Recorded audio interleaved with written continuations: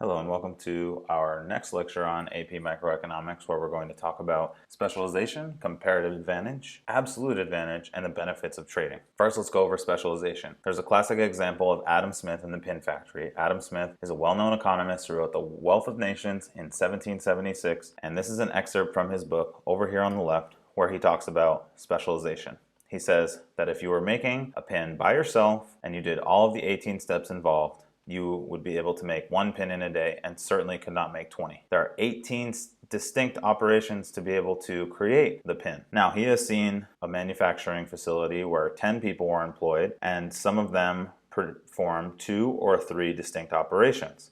And when they exerted themselves, they could make 48,000 pins a day. Divided by 10 is 4,800 pins a day. And assuming that you created 20 by yourself, doing all of the 18 steps, that's a productivity gain of 240 times what you were producing before. So the definition of specialization is when a business or individual concentrates on producing a limited scope of products and or services in order to gain productive efficiency within the business or area of specialization. So these pin makers, instead of doing all 18 tasks by themselves, they did 2 or 3 tasks and split up the work, and they were able to produce 48,000 pins as opposed to producing 200. So some examples of modern day specialization are Chipotle Mexican Grill or another fast food restaurant where you are brought down the assembly line and multiple people serve you and then you're checked out. And that's an example of an assembly line. Full service restaurants where there is a hostess or a host. You have servers, cooks, dishwashers, managers, and there's a division of labor. In the school system, you have teachers for every subject. You have a principal, you have administrative assistants, you have school bus drivers, you have superintendents, and you have school board members, etc. And it would be very difficult for one person to do all of those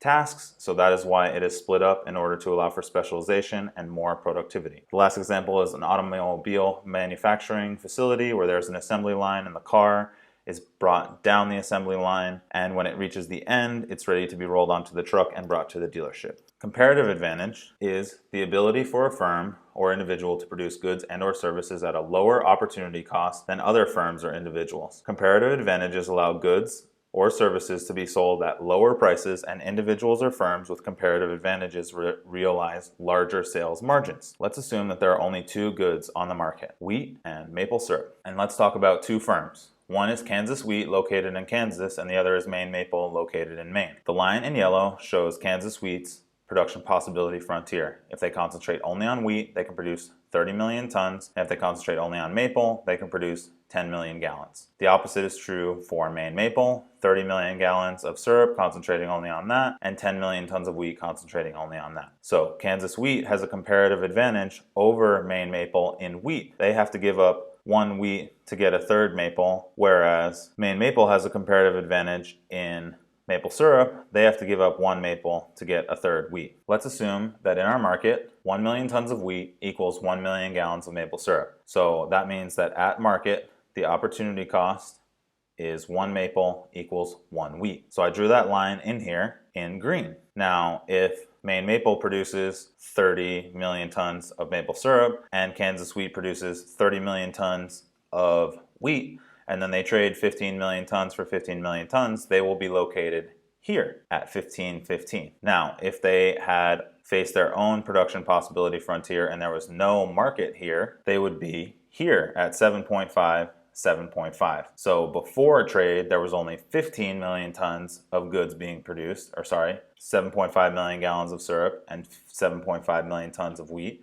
And now with trade and a market, there's 15 million tons of wheat and 15 million gallons of syrup. So a gain of 7.5 million gallons and 7.5 tons. So there is a gain from trade. So let's talk about absolute advantage. Pay attention up here on the left for our definition. Absolute advantage is the ability for an individual or firm to produce a good or service at a lower cost per unit than the cost that any other entity can produce that good or service. So having an absolute advantage means that the product or service can be produced, 1, using a smaller number of inputs, and or 2, using a more efficient process than any other individual or firm producing the same product or service. So let's talk about our market for wheat and maple syrup. Again, we're going to assume the only 2 goods that exist on the market are wheat and maple syrup. So if we look over here in the bottom left at Kansas Farms, Kansas Wheat has an opportunity cost of 3 wheat to 1 maple syrup. Mom and Pop Wheat has a opportunity cost of 3.5 wheat to 1 maple syrup. So they have a higher opportunity cost. They have to give up 3.5 wheat in order to get 1 maple syrup, where Kansas wheat only has to give up 3 wheat to get 1 maple syrup. So Kansas wheat has the lowest opportunity cost in the market for wheat farms, so therefore it has the absolute advantage in the wheat market. Now let's look over here in the bottom right. In Maine farms, enormous maples opportunity cost is 2 maple to 1 wheat, and then Maine maple is all the way down there at 3 maple to 1 wheat. So enormous maple has the absolute advantage in the maple market, whereas Maine maple just had a comparative advantage to Kansas wheat. So it was beneficial for Maine maple to trade with Kansas wheat because it had a comparative advantage compared to Kansas wheat. So that's all I've got for today. Thank you very much for listening and watching. If you have any specific questions on your microeconomic course, leave them in the comments or send me a message and I will make a video on your questions. You'll see me next time.